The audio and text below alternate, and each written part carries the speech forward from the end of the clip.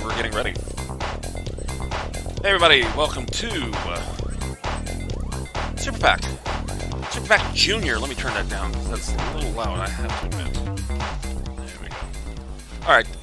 Hey everybody, welcome to the Super Pac Junior Twitch channel. I am Super Pac. And today's episode is, of course, arcade versus console, because it is indeed Saturday. And have we got a pretty good game to do a comparison of the arcade game versus the original game. I mean, the home boards, excuse me. I'm alright. I have to let you know, I'm not feeling 100% today. Just under the weather. Something happened yesterday, and I've had some chills, and I've had some hydration issues, if you will. So we'll just move on from that. But I'm able to be here for you, and let's take a look at the game that we will be playing for today. It is indeed Ms. Pac-Man. Now, I kind of alluded as to a popular quote-unquote sequel. This is not an official sequel for Pac-Man. It was actually created by a different group altogether that actually was going to do a conversion kit. And unfortunately, they'd gotten into a little bit of trouble before. That would be General Consumer Corporation. And Midway wound up getting this due to a lawsuit that they had with Atari. And, well, you know, kind of things kind of happened here, and lo and behold, we get this absolute gem of a game. Arguably, people will think that it's better than the original Pac-Man because the game mechanics were slightly changed, and we'll discover that as we play the game. And this is my own Ms. Pac-Man that's actually sitting in the living room right now. And we actually even decorated it for Christmas. Anyway, this thing was marketed all over the place. This thing had a cabaret version. This thing had a cocktail table version. And of course the original coin-up version. So the designer Steve Golson decided to, like I said, he designed a game called Crazy Auto. Crazy Auto is simply a conversion kit for Pac-Man. But again, because they had a little bit of a legal skirmish with Atari, they couldn't sell it. Or at least they couldn't sell it properly. They couldn't sell it to the individual dealers. So they kind of went a different route instead, and they went to Midway. And Midway liked what they saw, and they kind of gave it a tweak up, and they said, you know what, this is perfect for Ms. Pac-Man, and here we are. And they actually went through a different couple of titles, Miss Pac-Man, Mrs. Pac-Man, but of course, we got Ms. Pac-Man. Now, Namco had no consent of this game whatsoever. They did not, didn't even know about it, practically. So, they were brought in, provided feedback, and they ultimately collect the same royalties on each cabinet as they had with Pac-Man, because this was an unlicensed Pac-Man game that was made without permission. So, hey, at least it all worked out at the end, right? Well, sort of. We'll get to that in a second. And boy, oh boy, back in the day, this is the Coleco Tabletop Arcade Edition, which is actually pretty cool. The Ms. Pac-Man board game. Now, to be fair, they made a Ms. Pac-Man. They made a Pac-Man board game, so 2 to 4 players. The players play the Ghost. 1 player plays Ms. Pac-Man, and it was actually modeled after the Hanna-Barbera cartoon. If you take a look at the art here, and of course, you had to have your Jack's plug-and-play. Why not? Everything Ms. Pac-Man, and of course, Arcade 1-Up continues to keep the game going to this very day in various ways. Whether it be a full version, a mini version, and then there's My Arcade. That. A 1/4 scale model, which is actually pretty cool. I would love to have it. That would have been great if the technology back then existed to have an arcade game in a tabletop version, unlike the Coleco thing. Coleco was really cool to look at, really interesting to play. We're not going to play that one today, but they did make some changes, just like in Pac-Man. They tried to make it as close to the arcade game, so they think, as possible. And then there is the tiniest arcade, Ms. Pac-Man. What's sad, except for this one, I have all these. Anyway, yes, I'm a sucker for Ms. Pac-Man. I've always been. But then they make a tabletop table version of Ms. Pac-Man for some reason, and this must be like the Peloton version, I guess. I don't know. Hanging up on your wall, hanging up over your door. Sure. It is rather interesting to see how they keep this game alive. It's been included on most of the Namco museums, starting with the PlayStation version. And this game has been on every bloody thing out there known to man. It's been in the arcade, of course, the 2600, the 5200, the Atari 7800, the 8-bit Atari, the VIC-20, the Commodore 64, ZX Spectrum, Apple II, your toaster, your refrigerator, etc. And why not? So, let's take a look at the games that we're going to be playing today, shall we? The first home version that we're going to play is the Atari 2600 Ms. Pac-Man. Now, what's interesting about this particular version, it was actually made by the same developer as the original Crazy Otto, GCE. Okay. Of course, there are limitations with the Atari 2600 hardware. They could do it the best they could. We saw the Atari 2600 Pac-Man. So, did this turn out a little bit better? We'll find out. Then, of course, if you have an Atari 5200, they have it for that too. And there it is right there. We'll be taking a look at that version as well. And you have to take a look at the Atari 7800. This was also developed by the same people who came up with the original game that was ultimately sold to Midway, etc. Ironically, because it's on an Atari now. Okay, so maybe some bad blood was kind of fixed up there, if you will. We'll be taking a look at the Tengen version for the NES Ms. Pac-Man, which was, I believe, developed by Franz Langer. Blah. And then Namco's version. They actually had an official release. Namco put it out themselves. We'll take a look how that stacks up as well. And those are the games that we'll be playing today. Now, normally, this is the segment we'll also, at the end of the show, we'll do Can My Wife Play It? Like I said, I'm just going to play the game mechanics, kind of take a look at it, compare the versions.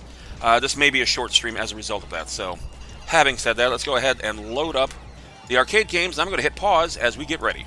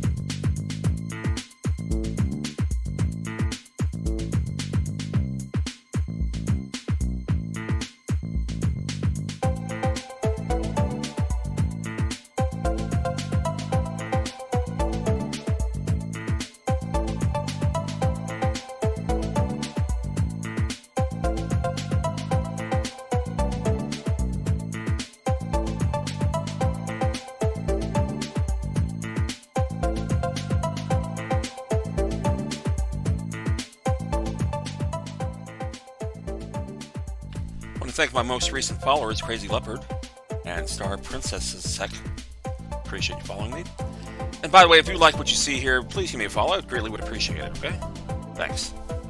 Alrighty.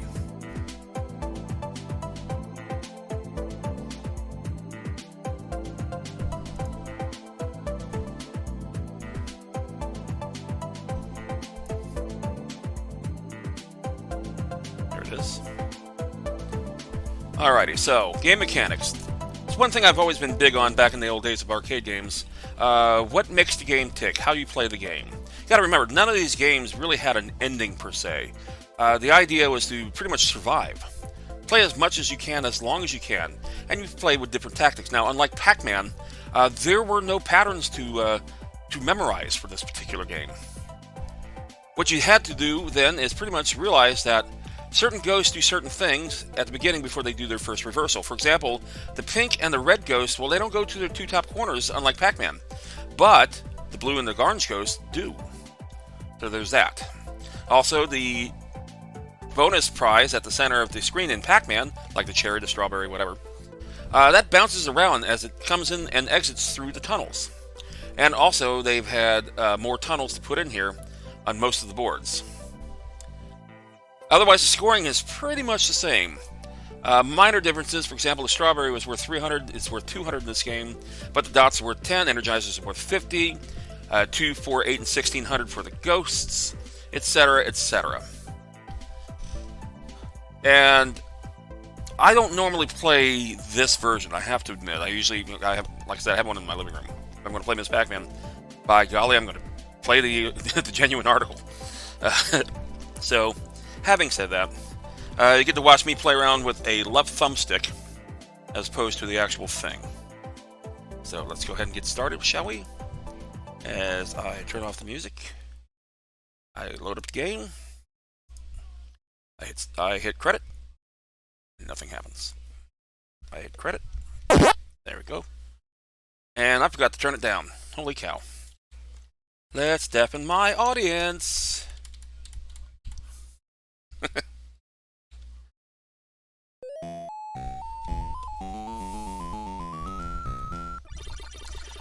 Now, this is not the speed-up version. I'll get to that in a little bit. This is also the harder version of the game. The dip switches have it where it's the harder version, as I said, and the blue ghost comes out immediately as opposed to waiting its turn.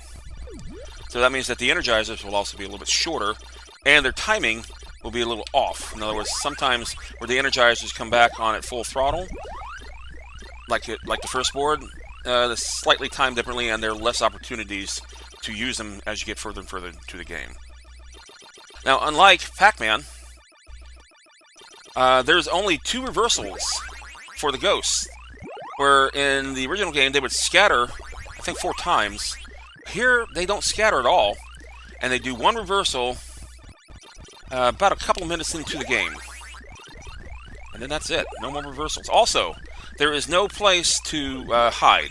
Unlike the original Pac-Man, there was a bit of a feature there where you could hide and literally sit there indefinitely. This game, you can't, because it doesn't have that little feature.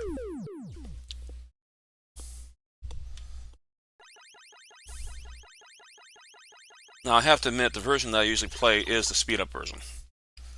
The Pac-Man cabinet, Ms. Pac-Man cabinet, rather, that's in my living room, actually came from a place called Grand Prix Racerama.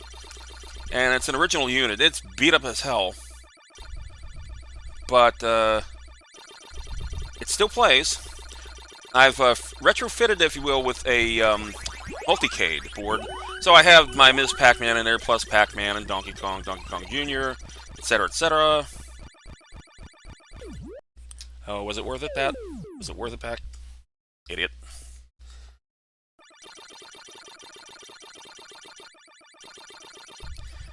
Now, believe it or not, my high score for this game is like 935,000 and change. I don't suppose you'll believe that, just based off this. Oh, good lord. The characteristics of the ghosts still pretty much are the same as they were in Pac-Man, by the way.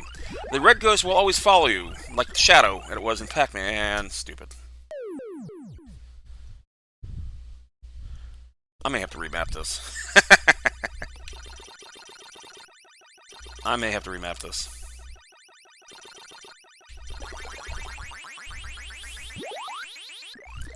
The red ghost will continuously follow you. Also, it does the Cruise Elroy. For the fewer dots that are there, the faster it will become. The pink ghost will head you off in the past, making it slightly speedier, although it's not. The blue ghost is bashful in its way, where it will come at you, but then it'll kind of it will play chicken and kind of drop away. And the orange ghost is just pretty much in your quarter of the board. In other words, wherever you are on that board, it's kind of nearby, but not really aggressively pursuing you. And as you've seen, I will die from the orange ghost more often than virtually any other ghost because of that little property.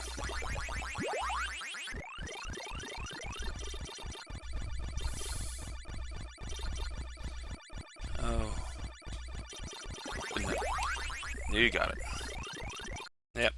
Saw that coming. Alrighty then. I'm gonna do it the hard way, screw it. Wait one more time.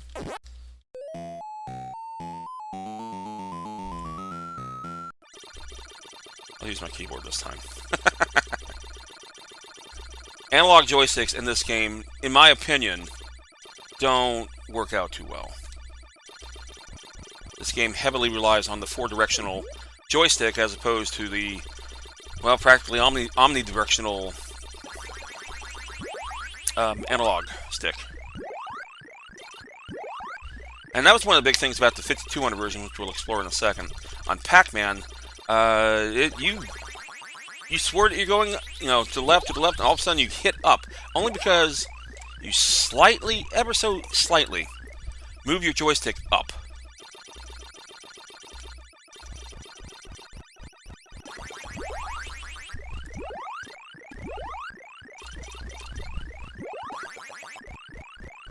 Also, little nuggets here. Unlike Pac-Man, where there are places where the ghosts do not travel, that doesn't exist here. They can freely move anywhere on the board.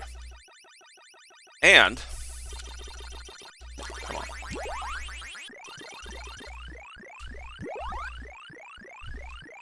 Actually, I forgot what I was about to say. I am really not into it today.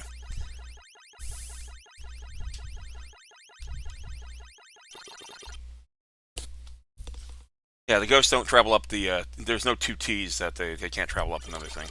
So there's that. So a lot of people, this actually was one of the first games that really got the female player involved. Yeah, that's what happens when you cut corners. Oh, come on. One also little tidbit there, if you play the speed-up version, sometimes you can eat so many dots while that fruit's bouncing up throughout the maze that you eat too many for the second one to appear. The fruits don't come out by time, they come out by how many dots you've eaten in the game.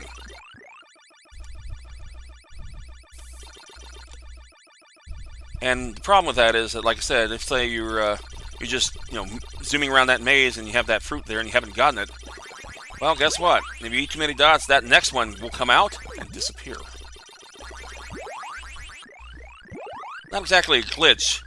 My definition of a glitch is that it's a thing that happens sporadically, it's unpredictable. This is a very predictable thing, so therefore it's a feature. And there we go. And the intermissions were quite cool for the day. Very familiar sound, the intermissions.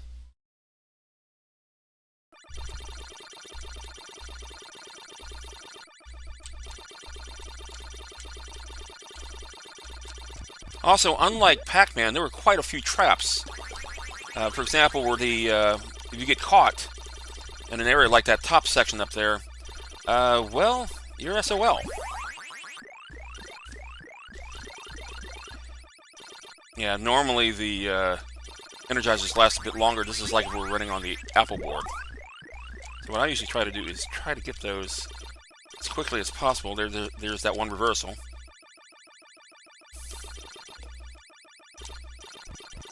Here's the second fruit. Ignore all the ghosts because I have to. So, here's my logic on the game. Yep, saw that coming. If you can play the game without having to rely on the Energizers, a lot of people do. And it makes sense. I mean, that's where all your points come from, basically. Until, of course, you reach the banana stage. This is worth a big 5,000 points. But if you can play the game and not, you son of a, that is such a lousy section. So we're just going to go for it right now.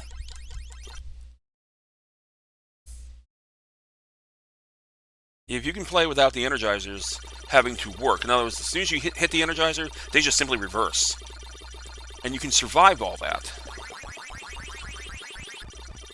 you've done pretty good. Of course, eating slows you down. I gotta be careful now. There we go. 700 pretzel. Let's see, if I recall correctly, the apple is worth 1,000 points, a pear is worth 2,000 points, the banana is worth 5,000 points, and after that banana stage, it's random, so you could get a cherry, you could get a banana, anything in between. It's always good when you're playing for points, like I do, and all of a sudden, you work, and all of a sudden you get the stupid cherry.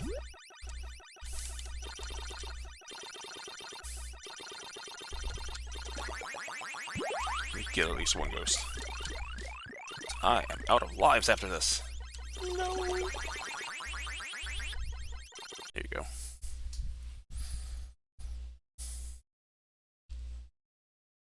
Okay.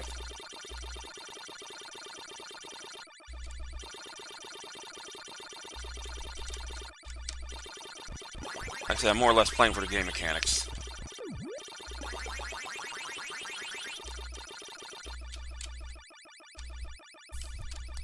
There's also a little... Yes, as I'm about to describe wait and see. There's also a thing where you wait and see where they go. And just like in the original Pac-Man, their eyes kind of tell you what direction they're going. You have to catch that, though. That's not exactly something that you can just say, oh, how about that? He's going up. Because it's all split second. I'm going to change up the game here. So hang on for just a second. As Pac-Man returns back to the screen. I'll probably embarrass myself, but honestly, I don't care. I can do that. Just change up.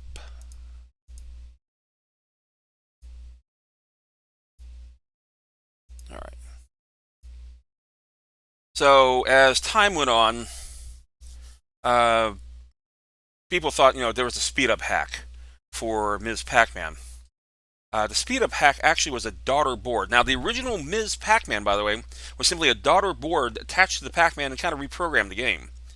There were a lot of conversion kits sold to owners of the Pac-Man cabinet so they can actually change their Pac-Man cabinet to a Ms. Pac-Man, which is kind of a shame.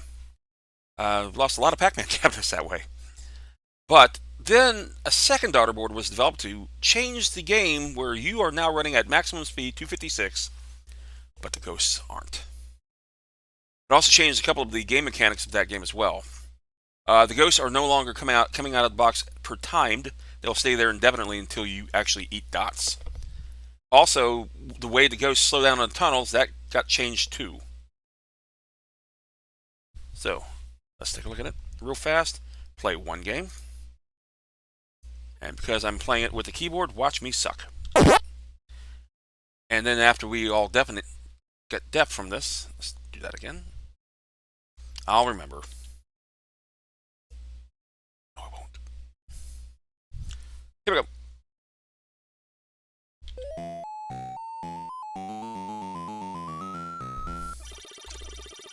So by the time this game rolled out, it became super duper popular. And it's very hard to find a Ms. Pac-Man without a speed-up board. And that's why in the MAME emulators, it's a separate version than the actual Ms. Pac-Man game. And that's because it's a separate thing. It's not a speed-up trick. It's not a dip switch setting. It's not a cheat. It's an actual physical piece of hardware attached to the daughter board. Or rather, attached to the main board. Excuse me.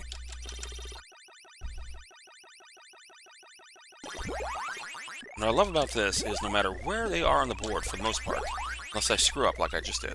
Oh, butter. You can usually get all the ghosts.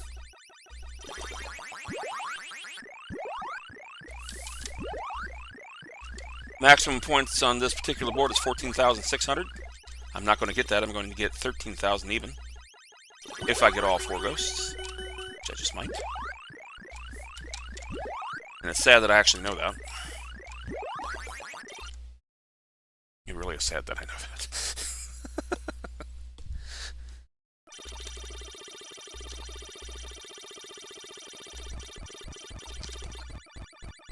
And this is an unofficial version of Ms. Pac-Man, which is kind of neat because Ms. Pac-Man is an unofficial sequel of Pac-Man, so there's a lot of unofficial everything out there for this game.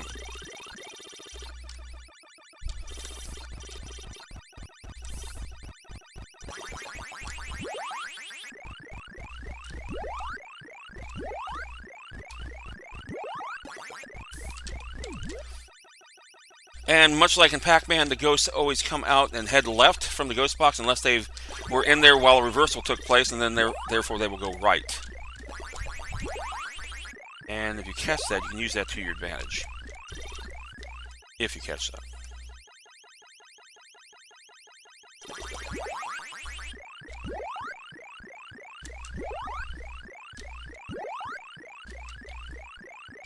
So one day I was at Grand Prix playing this game.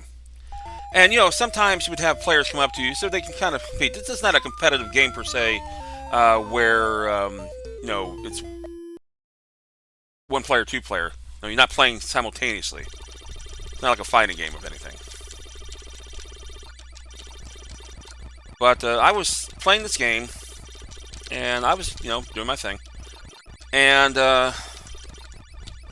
lo and behold, this guy comes up there, watches me for literally about maybe a couple minutes, and decides to play up against me. Now, there were like 5 Ms. Pac-Mans. I was playing one on the end. And he couldn't choose any of the other 4, and the other 3 that were not adjacent to me. No. He had to actually play right up against me. And I don't know if I should have felt sorry for him after it was all said and done, because he went through like 5 or 6 games while I was still on my 1 life.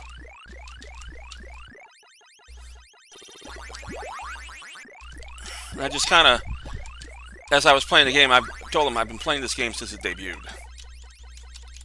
Like most of the games I've been playing.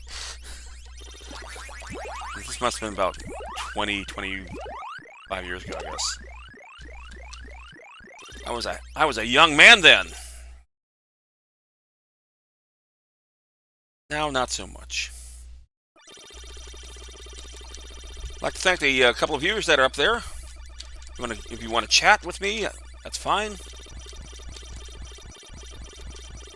Like I said, I'm not really playing for records, although this game it's really hard not to.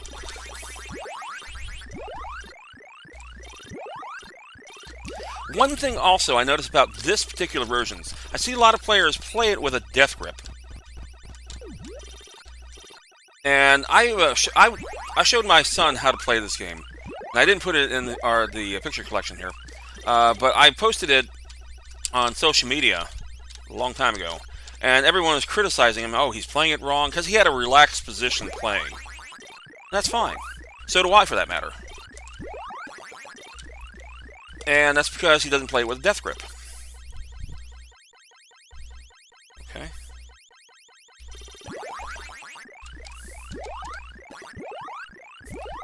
If you hit a ghost and tie with the Energizer, you automatically win. Hello, Sinistar24, how are you? Nice to see you here.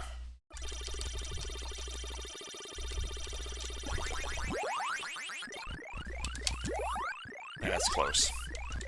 Yep.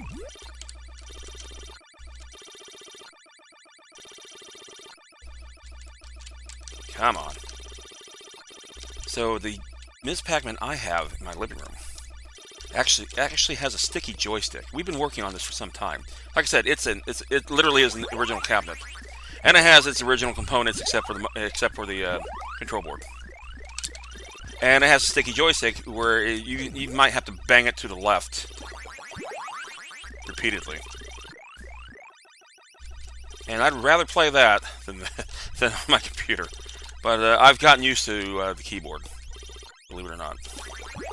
Despite the fact I'm ambidextrous, I play it right-handed. It's just because I've been doing that for like the last 40-ish years.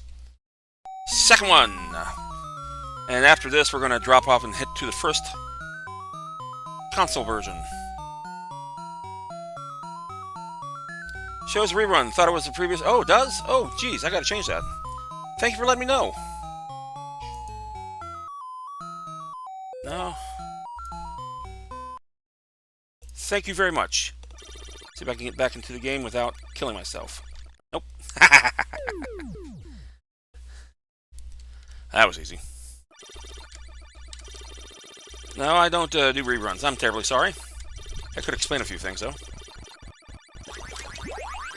Alright, this is my least favorite maze. Largely because of the 2 trap areas. The one up at the top, and particularly the one in the bottom.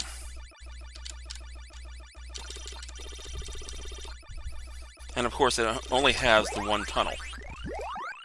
Energizers have been restored to full potency.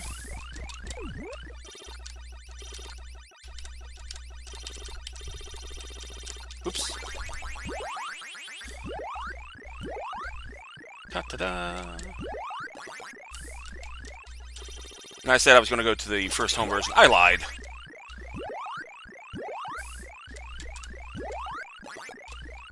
to get up to the banana stage, and then we'll call it quits on that. Oops. Good job.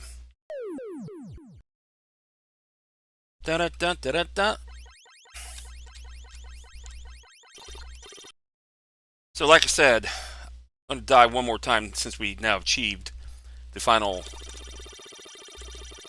fruit worth a big 5,000 points. The energizers will be absolutely crappy. And then we're going to die. And we're going to have a little fun.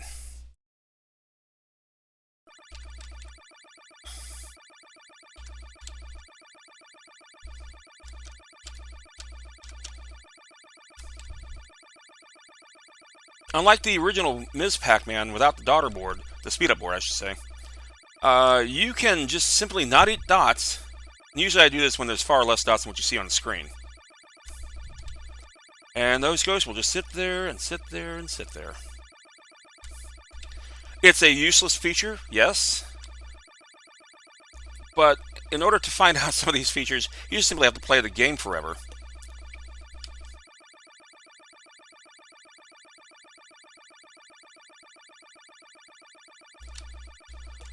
I'm gonna wait for the ghost to do its second reversal, which is coming up in a sec. Be right about now.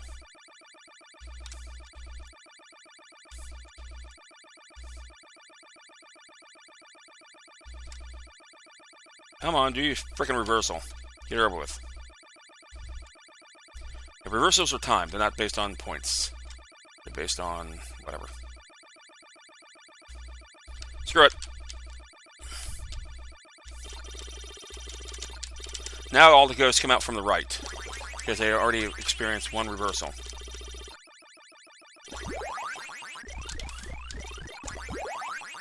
Another stupid feature I discovered is this. You can actually position where she's facing a different direction than what you stopped at. Much like their eyes will tell you what direction they go before they actually make that little route. Yeah, okay. Show as a rerun. Gosh, Sinistar. That explains a few things. Shows how experienced and professional I am here at Twitch. I'll learn. Alright. Okay, these are random. I'm glad I got the Nana. Of course.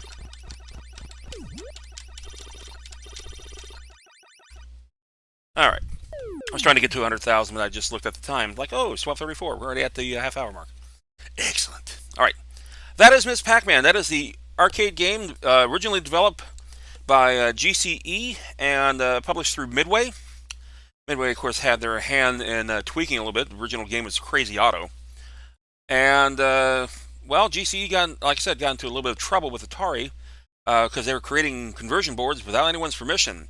Yeah, that kind of intellectual property existed back in those days, too. So now, let's go ahead and switch up things. I'm going to go ahead and hit pause. And we're going to go ahead and switch to the next game. Be right back.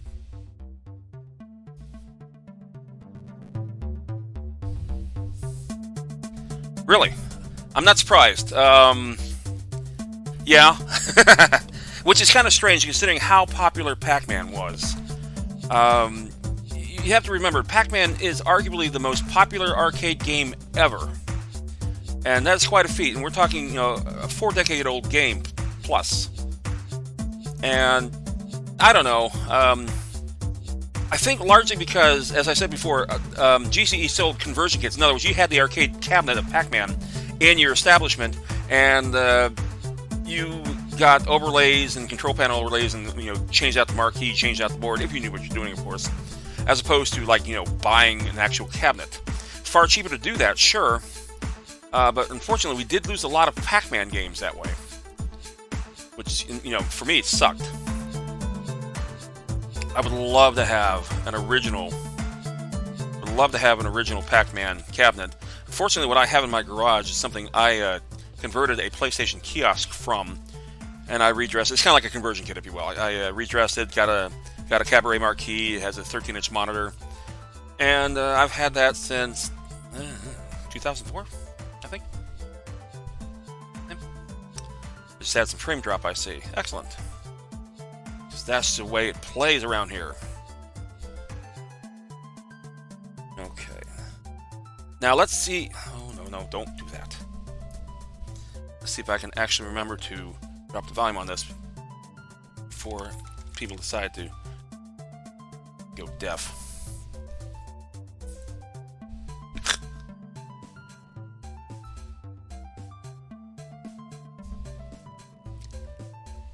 I'll say this. This, I'm so associated with Pac-Man. It's not even my favorite game, which, take it for what it's worth. We'll go ahead and turn that off. Let's go ahead and switch up things. That's not it. That's not it. That's it.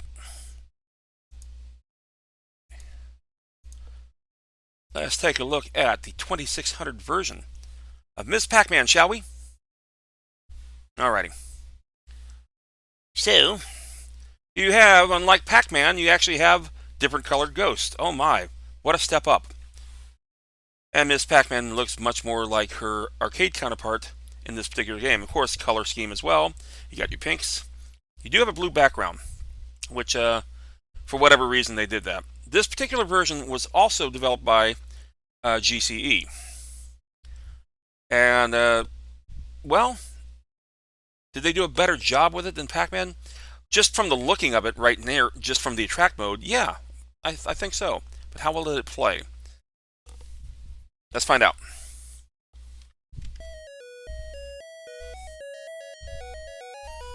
It even had the theme. Alright, so right away, you notice that the ghosts have different speeds. The red ghost is the fastest, the pink ghost is the next fastest, followed by the blue, and then of course old Pokey Sue. Well, she just does whatever she wants. Again, similar characteristics as far as the game's concerned, but there's some minor changes, of course. I don't know why I did that. Much like the arcade game, there are 2 bonus fruits per maze. They come out based on the number of dots that you've eaten, unlike Pac-Man for this console. The sound effects are more closer to the arcade version. Of course, it's not perfect. But if you wanted to play Ms. Pac-Man at home, chances are you had this console, and chances are this is what you played. They did make this for a lot of consoles, even back in the day. If you notice the date on this one at the attract mode, it said 1982 Atari. The same year it came out in the arcade. Watch this. It's just gonna take your time there. Got my extra life. Hee hee hee hee.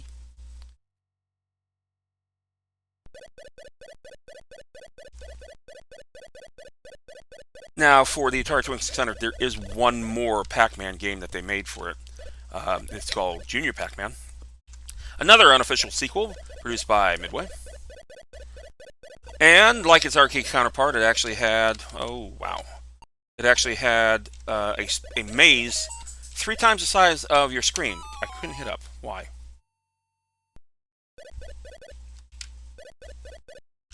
Beep, beep, beep. Wow. And like I said, minor differences. There are dots directly around the ghost box. That's fine. Ghosts different speeds. Their characteristics are the same, which is nice. I like that. All in all, I played the hell out of this game. And I like to do stupid things with the games there, too. There used to be... Good job. There used to be something for the Atari 2600 called the Paddle. And you played that with games like Super Breakout and Pong. Okay? It's like a miniature steering wheel if you want to, compare to anything. And so I plugged in the paddle, just seeing what the hell it would do. And if you hit the buttons, you couldn't control Ms. Pac-Man with it because it doesn't work that way. It's only, you know, 2-directional as opposed to a 4-directional joystick. Got him. Alright. And if you hit the paddle buttons, she would go back and forth at such blinding speed that she practically became a blur. And then she would actually travel through the maze walls. And I'm thinking to myself, that's really cool. What an absolutely useless feature. And I like useless features. Except when I'm at work. Like when things don't work, when I run across bad features at work because the database sucks or whatever like that. Yeah, not too keen on those. As far as video games are concerned, something leisurely, yeah, I don't mind them. And here comes the trap. Nope, got out.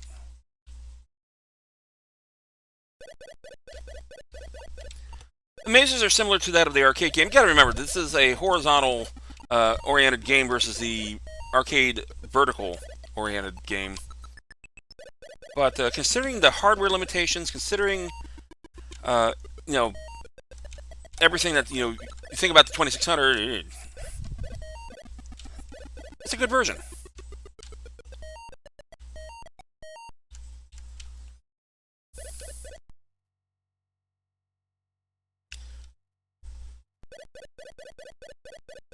You were impressed with this after playing the first one? Yeah. Yep. Oh, you got me. That's there. There you go. And it has a similar attract mode where they come from the right of the screen and then proceed to go up. Pardon me. Yeah, pardon me, Sinister. I'm not feeling my best today, so we're just going to pretty much cut to the chase and play the home versions as the best I can, and then pretty much sign off. We do have a new feature, however, coming up that we were going to play today. It's called Can My Wife Play It? And we play the arcade game, and any of the home versions she would like to play, she will play. And she can actually beat me, as far as score-wise, in several games. She's really good at puzzle games. So you get games like Columns or Kicks. Yeah, she can play with the best of them. Games like this, Donkey Kong, Galaga, not so much. But she's willing to try. Anyway, that is the Atari 2600 Ms. Pac-Man. It's a good version. Does it stand up to the arcade game? Yeah, for the most part. It's what you had. And that's the thing about this day and age of technology. It's what you had. If you had a 2600 and you wanted to play Ms. Pac-Man, you got Ms. Pac-Man. Conversely, if you had an Atari 5200 and you want to play Ms. Pac-Man, you could get that one too, but it costs a bit more. I think it costs about $10 more on the average for the 5200 version than it did on the 2600 version. You got to remember, this is pre-video game crash, so everything was still kind of flying by the seat of their pants, and they were racing to get these games out. Being that Atari was the biggest publisher for games on their own consoles, you can imagine those designers were just literally, you know, practically killing themselves. And one of the things that I've pointed out in some of my other streams is that there is now an Atari 50th anniversary collection on Steam and other things. And it is absolutely fascinating because they talk to the developers who made some of these games. And it is absolutely worthwhile to take a look at. And you get games on there for the 2600 all the way up through the Atari Jaguar. And it is worth the price. They did a marvelous, marvelous job with it. Let's go ahead and switch over the game. We're going to play the Atari 5200 version real quickly. Now, we saw the stark difference between the Atari 2600 and then the Atari 5200 version of Pac-Man. They are night and day. You would say, oh my God, they're, you know, I got to get a 5200 for this. And that's kind of what they wanted. They wanted you to get a 5200. So, of course, the game would be better. Just like when Coleco was making games for other consoles, and then, well, let's see if I can remember to do it this time. And then, of course, you bought the Atari 2600 version of Donkey Kong, for example. But of course, the ColecoVision is more extenuated to the arcade game because they want you to buy their hardware as opposed to just simply their game. So here we are, and let me go ahead and switch it out.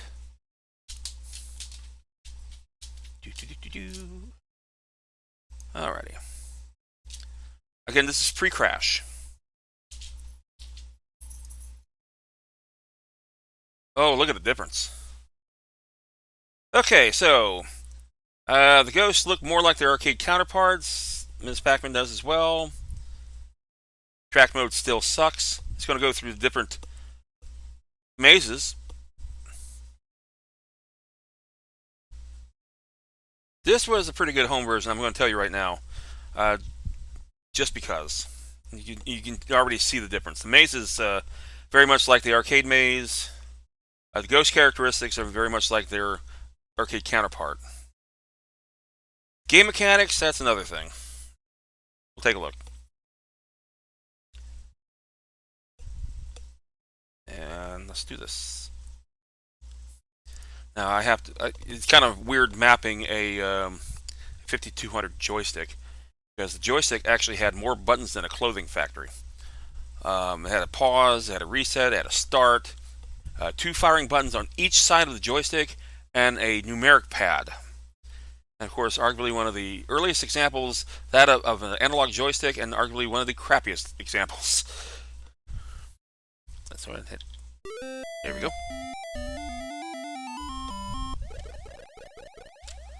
It's funny how the music starts off pretty fast, and the ghosts bob up and down in their box pretty fast. But the gameplay is just a tad slow.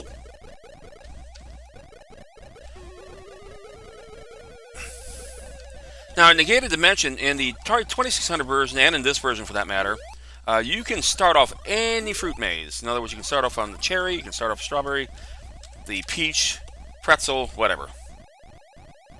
And that cherry does not like to hang around this maze.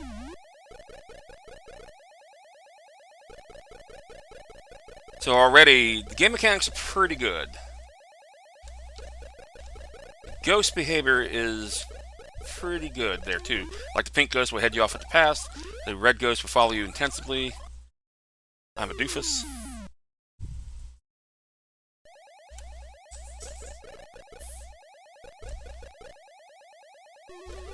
The orange and blue ghosts will go down to the 2 corners.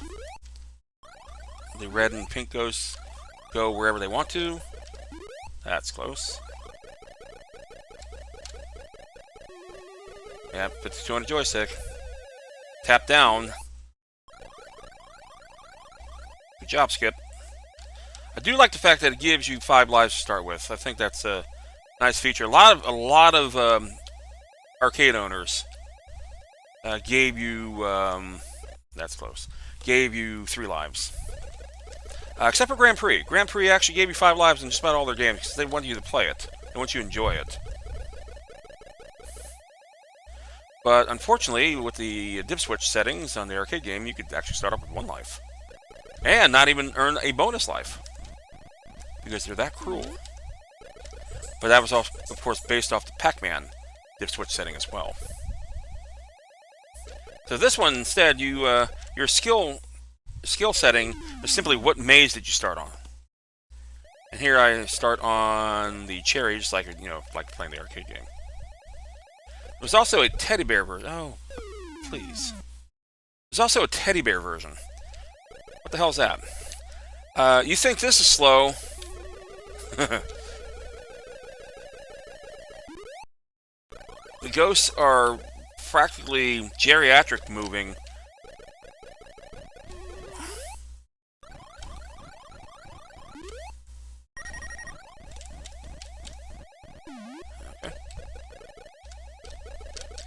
As a result of the 5200 joystick, also, I would say the controls are sluggish. It is very easy to miss, traveling where you want to go. You hit right and you proceed to go up instead, or whatever like that, simply because of the fact that your analog joystick is 8 directions as opposed to the original 4 direction. And even with me playing... Wow, I missed a tunnel. Even with me playing with the keyboard... I'm just going to end it right there. There you go.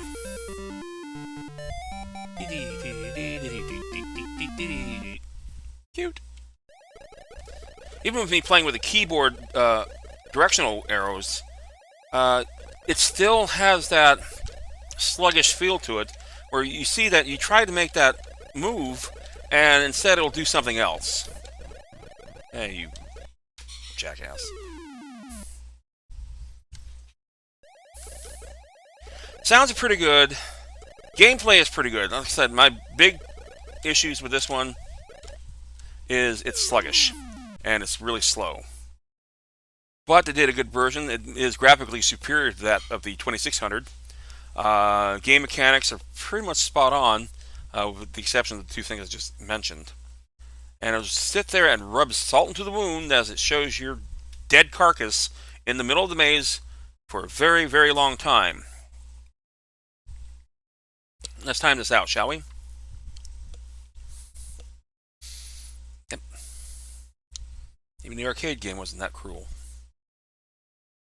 Even the 2600 version wasn't that cruel.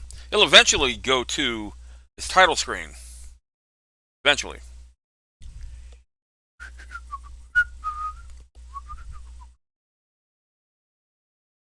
Deet deet deet deet deet deet deet deet. Deet deet deet deet. Deet deet deet deet deet deet deet. F it. It'll show me. Alright.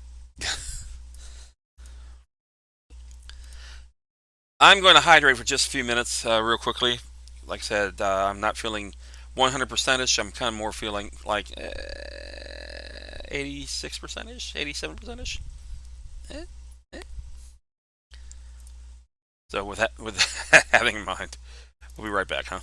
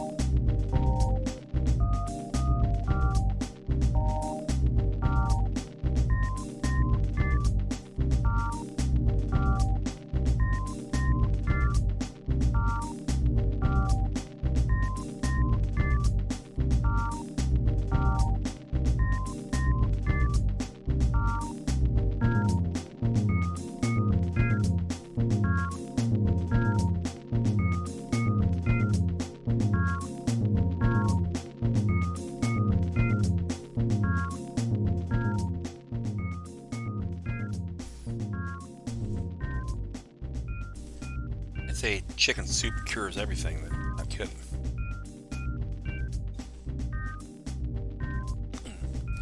A lot of things going around, I've noticed. Several of the Twitch streamers I've been watching, they've all been getting sick. That's to be expected this time of the year, you know, flu season and everything. Of course, we're fresh from a pandemic. Goes without saying. Okay.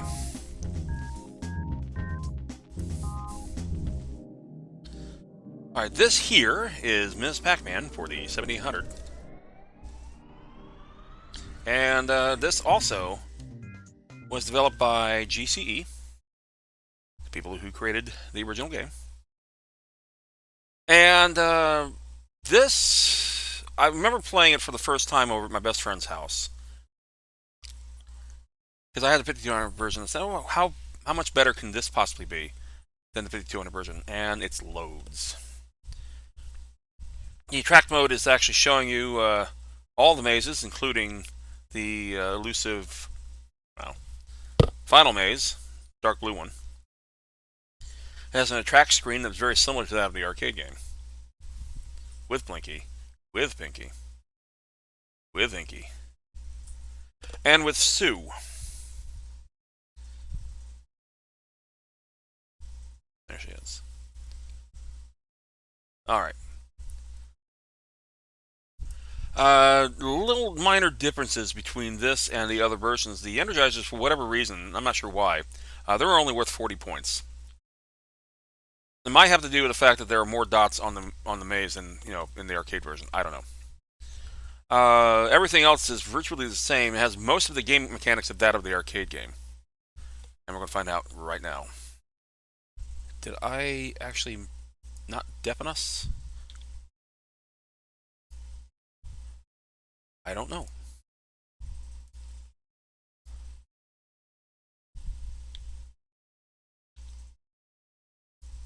I don't know.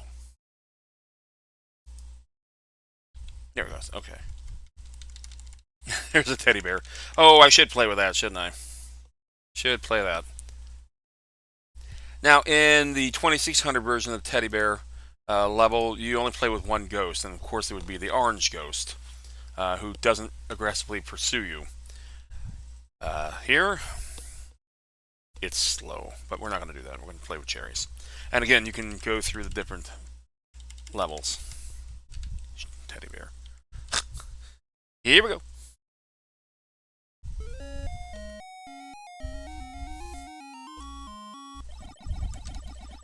The sounds are pretty good. I tell you, it's they follow a lot of the sound logic to that of the game. For example, when on the same sound channel is the dots versus the fruit. So you hear the bounce of the fruit, but the dots kind of get separated from that.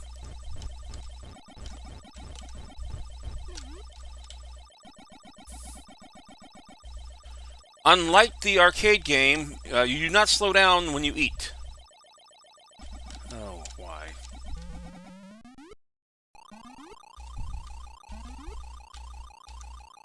And they never exit the ghost box from the right, even after reversal.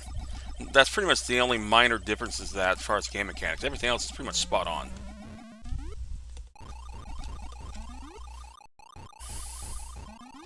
I stand corrected with one glaring exception. In the arcade games, if you tie with the Energizer and the Ghost, you get the points. Here, you die. Oh, come on. Yay! And wait and see is very effective here.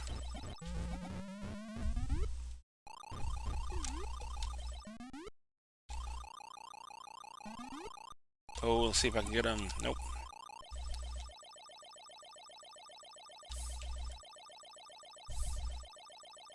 Again, very good version. Sounds are pretty good. As far as like the maze warning sound that you hear. Unlike the other versions, though, it doesn't increase in pitch as the fewer and fewer dots are present on the screen.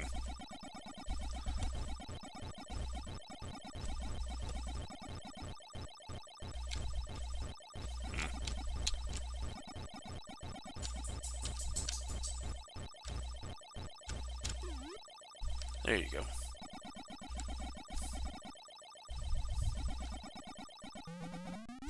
Now, the thing about the 7800 is I think 5 people may have had it, including myself. Is it reversal?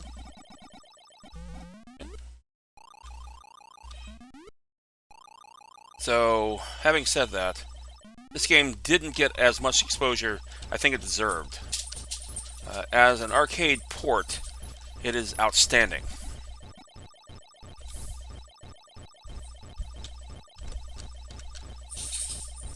And it can just be seen by just gameplay. That's always been big with me. The graphics are secondary to that of the gameplay. That's with any game. Okay, you could have a not so great looking game, but if it plays real nice, yeah, that's how you play it. So like Missile Command. Missile Command is quite basic for the arcade game as well as that of the 2600 version, of course. But man, the gameplay was perfect.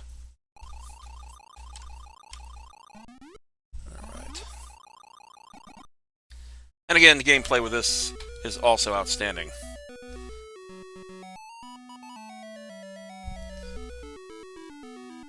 Yay. The speed and the controls. The controls are top-notch. It reacts very well to the Atari 7800 joystick. You can even use your 2600 joystick if you're more comfortable with that. Because remember, there are no buttons to play with in this one. Oh, good.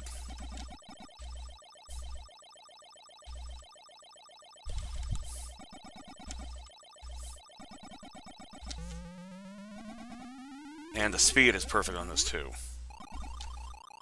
There's no speed-up hack for this one. There's no speed-up board for this one. So basically, this is what you get.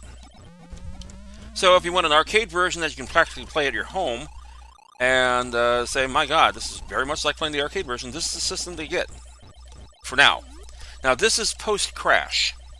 Atari 7800 didn't hit store shelves until after the video game crash in 1983. It was developed shortly after the video game crash, but Atari head honchos were like, we're out of this, we're done. We're concentrating on computers. And they did. They made quite a few computers. Atari ST, the XE, the XL computers, 400, 800, so forth. Of course, you don't remember any of them, because that's how well they sold, right? But there you go. And so, because there are some nuances to this game that don't play like the arcade game, just that's the thing about game mechanics, you learn to play the game. And you adapt yourself to play the game. Now, like, I realize that the ghosts always come out to the left regardless of reversal, so you kind of plan on that. I probably could have beat them. And we just saw an example of that. The orange ghost did not head out right, they head out left, despite the fact they were reversing right as he was coming out. One thing I will say about this, the 7800 hardware, it was basically a souped-up 2600. Unlike the 5200, which was completely original. You bastard.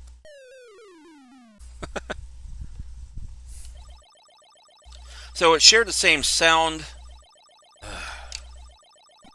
And there are games that are evident of that. Dig Dug is a good example of that. If you saw me do an arcade versus console on Dig Dug a while back.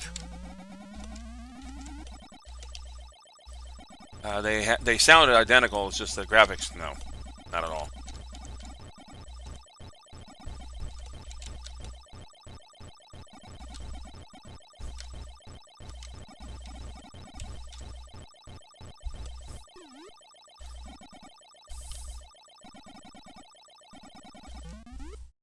Also, the ghosts never reverse while they're blue. Whoa, that was close. They never reverse while they're blue. They will only reverse while in their natural state. In other words, their individual colors. If they're blue, well, they're already in a crazed state, so therefore there's no reversing on that. They've already done a reversal. Ooh, gosh. They've already done a reversal, just turning blue.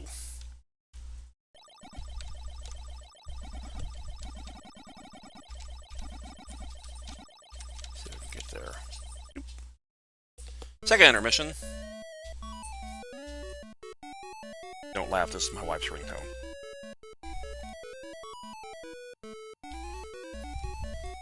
Okay, you can laugh.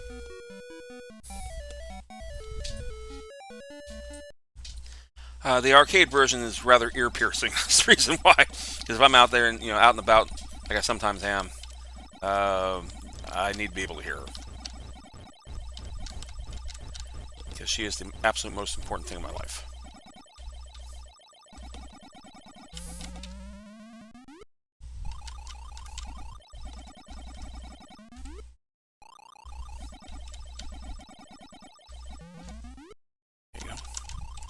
Come on.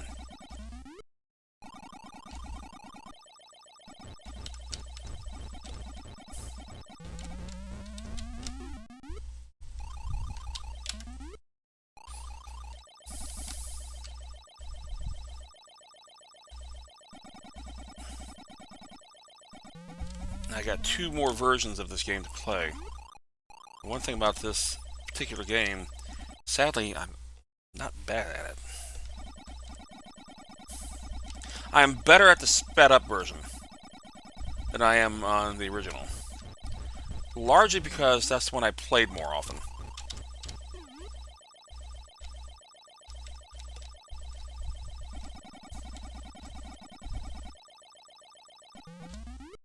Oh, I won't have enough time. See if I can do it. Close.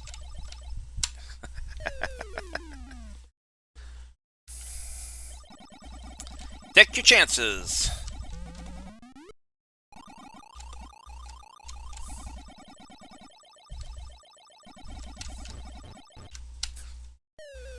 I'm pretty much going to just kind of wipe things out here. There you go. All right. 55,920. Not bad. That is the 7800 version. Again, and unlike the 5200 version where it will sit there and rub salt in the wound and just watch stupid carcass, just lying there, this one will actually go into track mode rather quickly. Excuse me.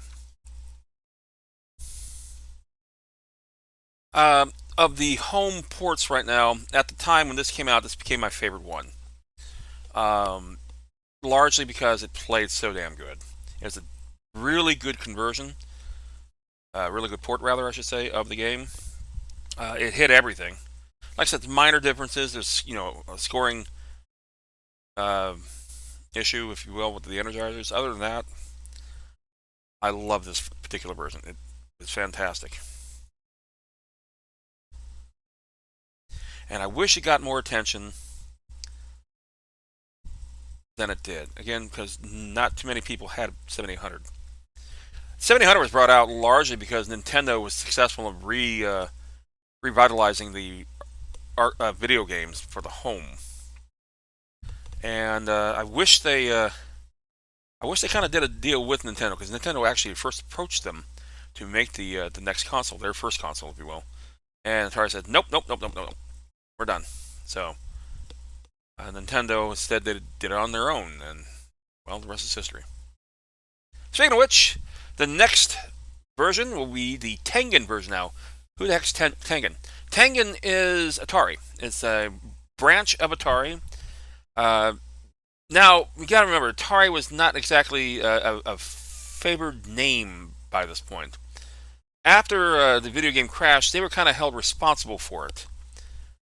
So, as a result, not too many people wanted to be associated with Atari. They didn't want an Atari system in their home. They didn't want to play an Atari game in their home. And it's kind of too bad, because they still were making some fantastic games during Crash and post-Crash. One of my absolute favorite Atari games is Gauntlet. And there's an NES version of Gauntlet, and they made it for other home consoles. Beautiful versions for the Sega Genesis. But yeah, you gotta have that Atari name, but not have that Atari name. And so they created a group called Tengen. And amongst their first games for the Nintendo Entertainment System was Pac-Man. Now, at this time, Namco was not releasing home games yet for North America. They were in Japan, but not here. So they branched out and they said, "Hey, you're still Atari, right? Yeah. Can you bring this over to the States?" And they said, "Sure," and they did. Okay.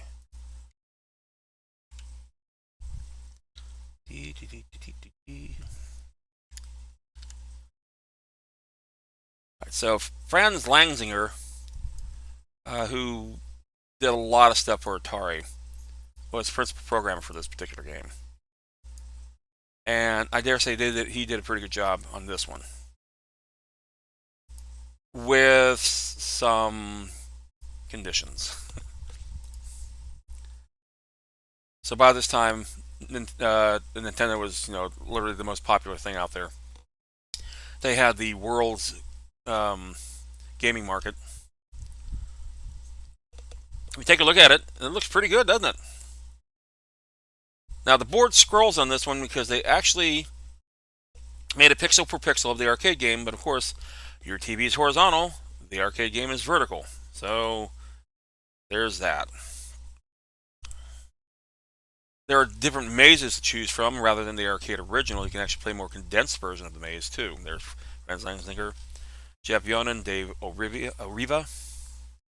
This was made back in 1990. Let's take a look at it, shall we?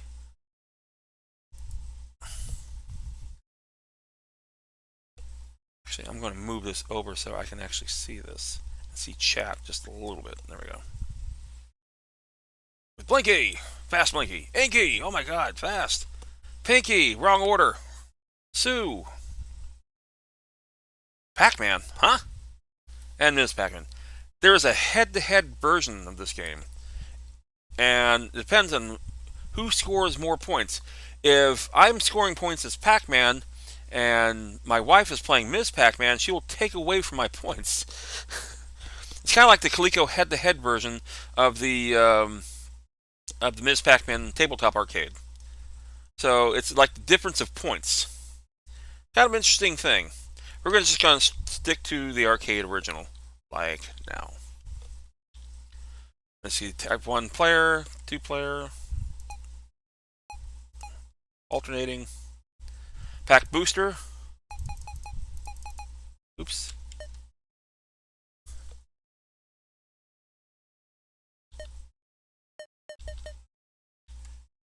Okay. We're going to play it normal, we're going to play it arcade, and we're going to play with a starting level of 1. There we go. Alright, sounds pretty good. The sounds are not too bad.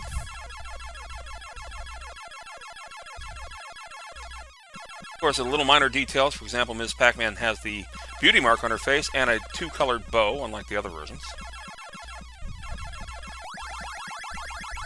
Pretty good sounds. Don't like the ghost eat sound, though.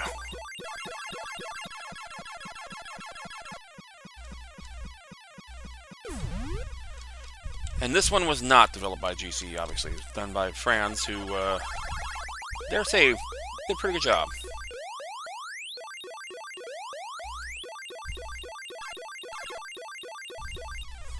Controls are smooth. Speed's okay. It's a little slow. Not like jarringly slow like the 5200 version. But did a nice version nonetheless.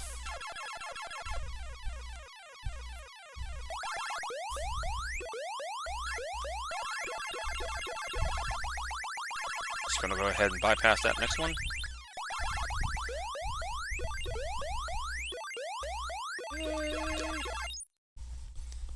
Of course, the eyes still proceed to the ghost box because they're kind of programmed independently, if you will. There we go.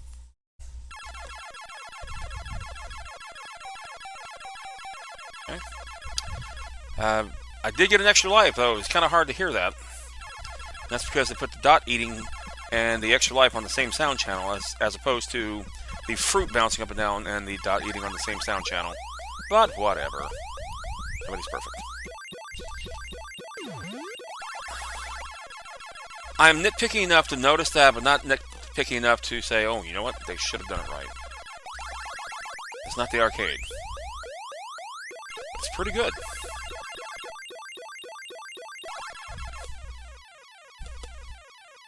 Now, before we continue on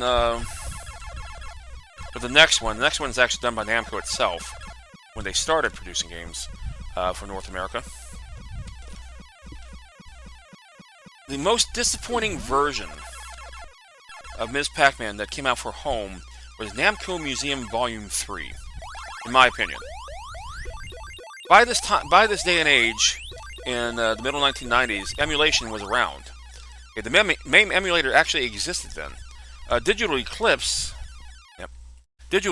actually was emulating games commercially, even back then with the Williams Arcade's Greatest Hits. But for whatever reason, Namco didn't go that route. They simulated the game, and you know you're buying the original classics. We have the hardware that can certainly do the job because PlayStation was a fairly powerful machine for that level of gaming. That was close, but simulated. And the sounds were correct, but the sound mechanics were wrong. It had a jittery warning sound. Let me get my 2 dots, please. There's a reversal.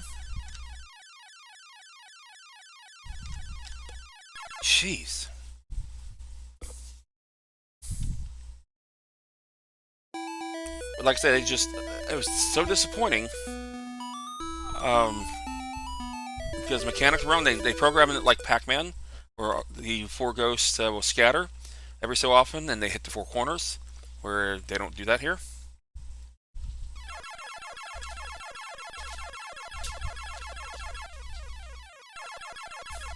And the one also issue I have with this game is that, unlike the arcade, or even in the 700 bit to 200 version, the orange and blue ghosts are random. They don't go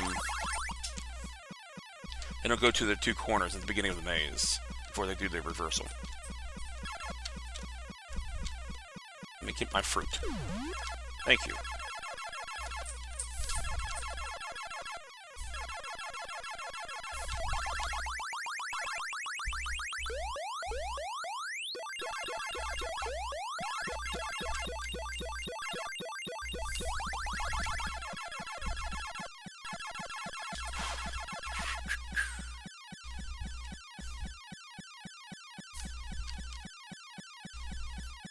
So I dare say they did a pretty good version of this. The graphics are quite good.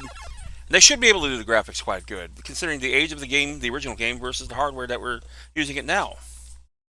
The sprites should be identical, but they're not.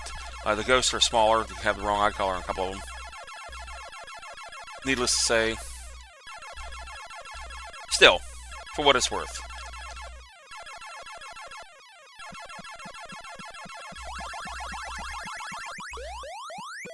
But this is, again, such a popular game that even the Super Nintendo had a version of this. The Sega Genesis had a version of this. And, of course, the Namco Museums started coming out. Now, it wasn't until the 50th anniversary of Namco. That was on the PlayStation 2 and the Game Boy Advance. Because even the Nintendo 64, Dreamcast, and like I said, the PlayStation, Namco Museums, they were all simulated. The pretzel disappeared because it fell off the screen.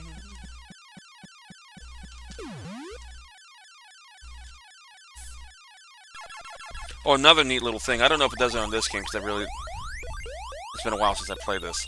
But in Ms. Pac-Man, if you are standing still and the ghost goes by you, you don't eat it, because your mouth's not moving.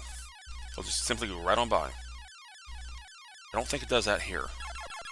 Again, nitpicky, but not where I would, tell you how bad the game is. This is the Nintendo Entertainment System's Tengen version. This was available for sale in 1990. The maze scrolls up and down because it's actually arcade perfect as far as pixels.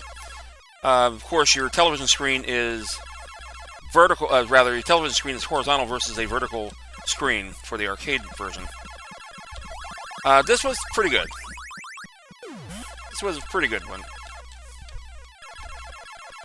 Hey, I suck.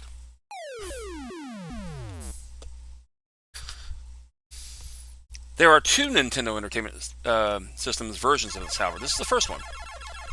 Tengen literally was Atari. And as I said before, after the game crash in the early to mid-1980s, Atari wasn't exactly a welcome name anymore, so Tengen was born. Now, this is an unlicensed version for the Nintendo Entertainment System, as most of their games were. After Atari and Nintendo had a fallout over the game Tetris, and so you found a lot of those black cartridges for the Nintendo Entertainment System, including Pac-Man, Ms. Pac-Man, Gauntlet, so forth. Even some Sega games made it over here, like Afterburner, Space Area, and Fantasy Zone, one of my favorites.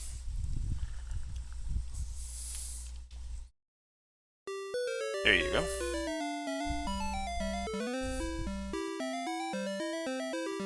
As that goes on, I'm going to take a sip of my soup.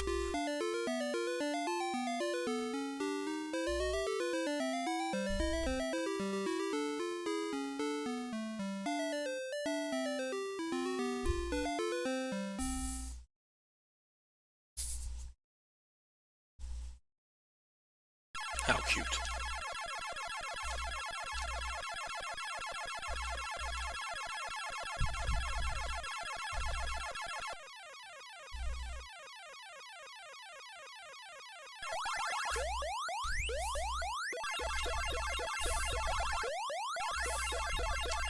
Yep.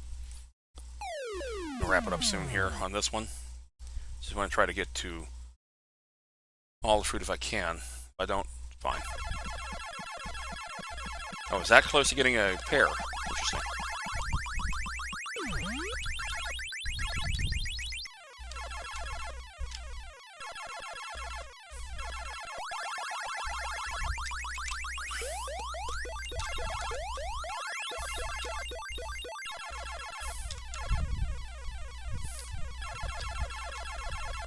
Yep, there you go. I didn't make it to the banana, that's alright. You can start off on the banana maze here, but that's alright. Alright, there you go. This was, again, for the Nintendo Entertainment System. This is the first version. Now, Namco didn't make this version for the Famicom. Made something else. But by the mid-1990s, around 1994, I think, if I want to jog my tiny little brain, they started producing games for the consoles, and arguably one of their biggest early games that people really, really loved was Tekken for the Sony PlayStation. It was practically arcade perfect, except for loading screens, of course, because you're getting the information off a CD.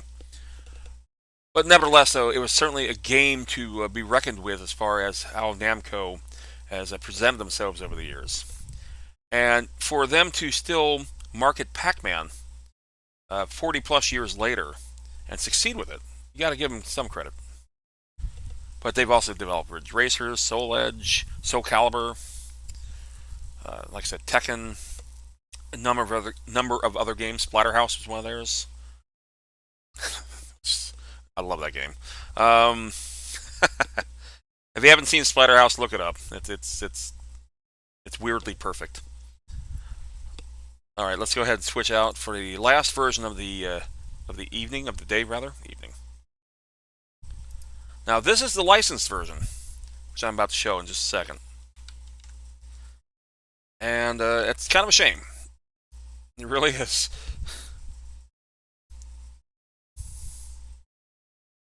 All right.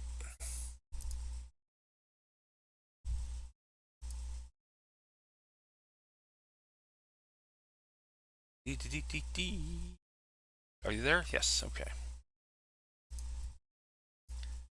And I want to make sure that, again, I don't deafen anyone.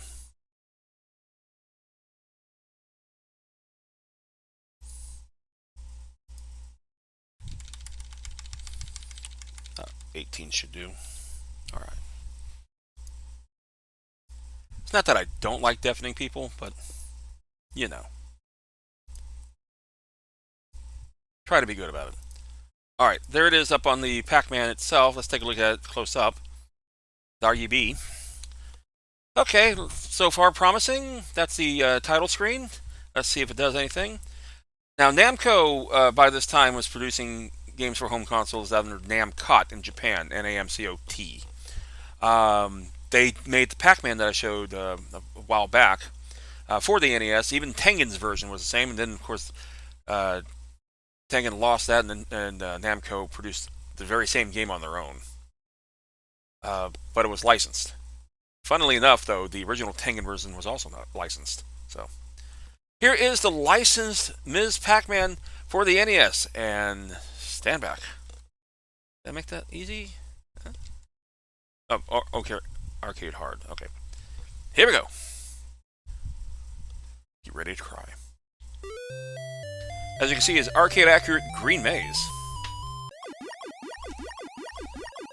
And they made Ms. Pac-Man's eating sounds much like Pac-Man's eating sounds, a two-note thing.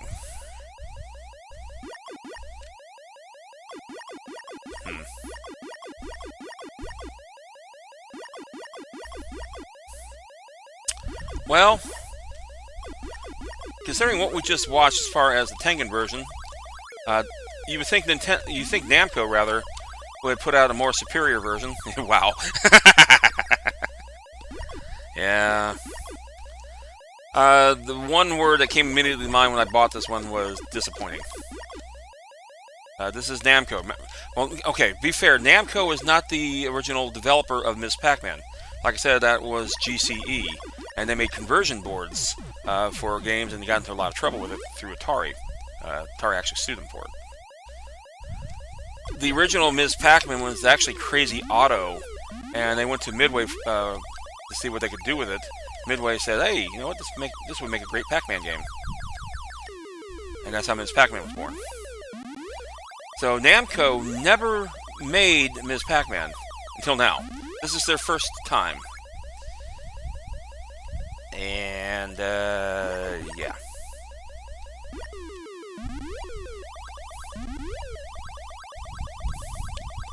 Now, to be fair, the first sequel, the actual official sequel to Pac-Man, was a game called Super Pac-Man.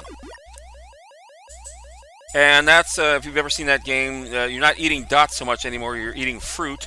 You're eating keys to open doors. And you have two types of power pellets. You have the regular power pellets that turn to Ghost Blue, and then super power pellets that turns you into Super Pac-Man. A much larger, faster, Ghost Be Damned Pac-Man. It was actually a pretty cool game. I enjoyed playing that one. But Midway, no. They, the way it worked out for them is like, okay, we made this game, and Namco said, okay, well, just, you know, this is what we think of the game, and if you don't mind, you know, give us our royalties, because we did develop the original code. And Midway said, okay. And Namco's like, just don't do it again. Okay. And the next one that came out was Pac-Man Plus. Pac-Man Plus was a harder, faster version of Pac-Man. The maze was green, and when you hit the energizers, not all the ghosts would turn blue. Sometimes the maze would disappear. That was fun. If you ate the center fruit, the ghosts would disappear, but they were worth double their value. But it was a fun game. They did a good job. And Namco's like, you know, what is this? And said, well, we developed this one. We wanted to see if we could make a harder version of it. And Namco was like, well, that's our job. Remember, this is our property. And once again, you know, they got royalties and everything like that. Don't do it again. Okay.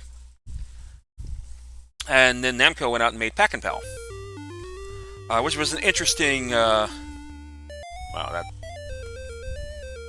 Okay, that's cute. Throbbing Heart. Okay. Ugh. I love the pea green maze. It's supposed to be a baby blue, but... Okay. Pac-N-Pal was a pretty cool game, I have to admit.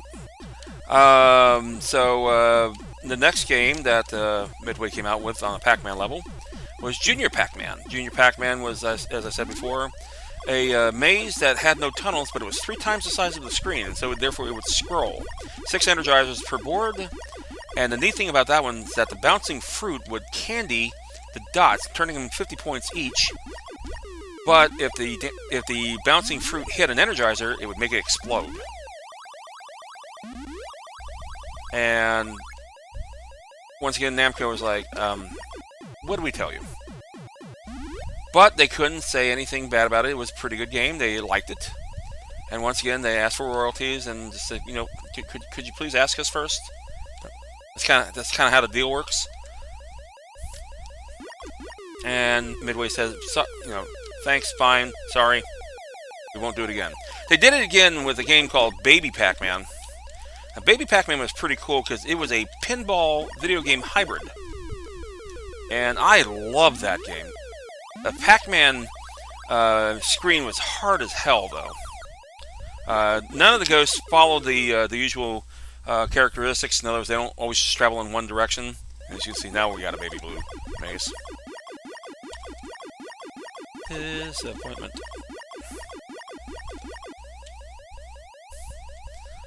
I knew that was going to happen. Idiot. And you would shoot the pinball. You would use the pinball table to earn your energizers. And I thought that was a really cool concept because you run around the maze, you have no energizers, so you're kind of defenseless. And being that Midway was owned by, at that time, Bally, who themselves made numerous pinball tables over the years. In fact, their very name was from a game called Ballyhoo. They actually changed their name due to the success of that particular table. And you got to remember, this was back before flippers and electricity were added to the tables. So Bally's quite old.